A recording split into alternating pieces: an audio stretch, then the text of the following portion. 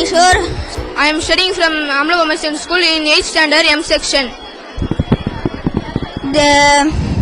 My project number is 8022.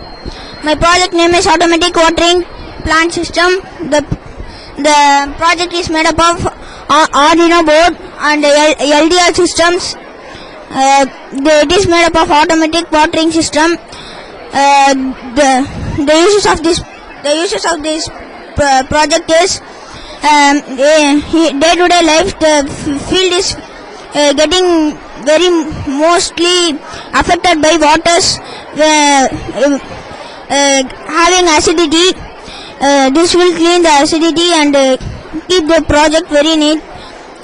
The water will be good to the fields, so it will be useful in the farmers do not having gloves and putting pesticides.